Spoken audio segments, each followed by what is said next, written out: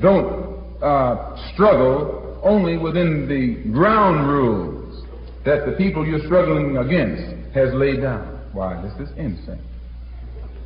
But it shows you how they can do. They make with skillful manipulating of the press, they're able to make the victim look like the criminal and the criminal look like the victim. Right now, when in New York, we had a couple cases where police grabbed the brother and beat him unmercifully, and then charged him with assaulting them. They use the press to make it look like he's the criminal and they're the victim. This is how they do it. And if you study how they do it here, then you'll know how they do it over here. It's the same game going all the time.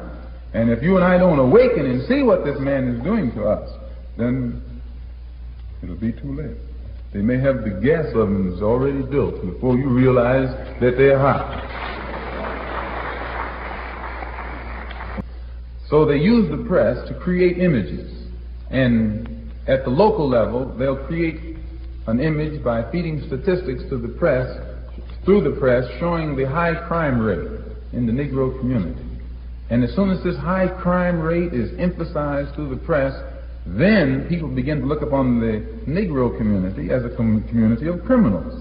And then any Negro in the community can be stopped in the street, put your hands up, and they pat you down. You might be a doctor, a lawyer, a preacher, or some other kind of Uncle Tom. And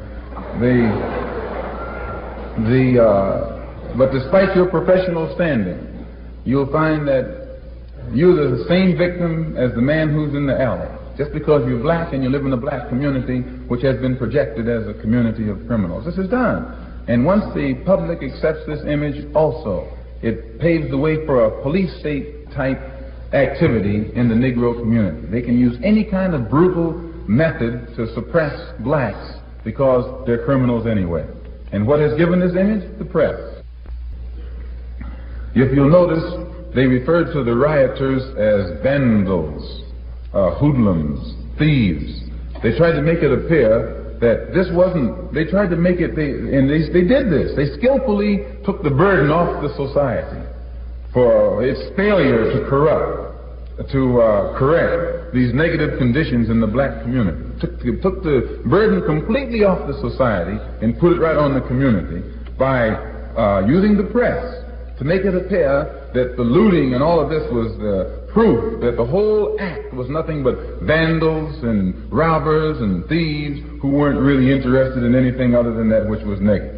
And I hear many old, dumb, brainwashed Negroes who parrot the same old party line that the man handed down in his paper.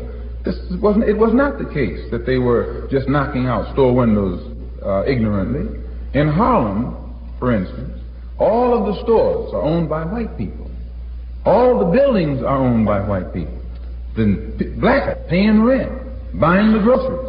But they don't own the stores, the clothing stores, food stores, any kind of store. Don't even own the homes that they live in. This is all owned by outsiders.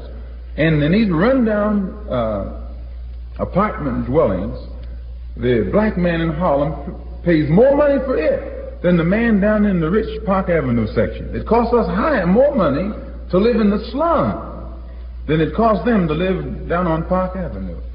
And black people in Harlem know this. And the white merchants charge us more money for food in Harlem. And it's the cheap food. It's the worst food. We have to pay more money for it than the man has to pay for it downtown. So black people know that they're being exploited and that their blood is being sucked, and they see no way out of it. So finally, when the thing is sparked, the white man is not there. He's gone. The merchant is not there. The landlord is not there. The one he considers to be the enemy isn't there. So they knock at his property. This is what makes them knock down the store windows and set fire to things and things of that sort. It's not that they're thieves, but they try and project the image to the public that this is being done by thieves and thieves alone. And they ignore the fact that, no, it is not thievery alone. It's a corrupt, vicious, hypocritical system that has castrated the black man, and the only way the black man can get back at it is to strike it in the only way he knows how.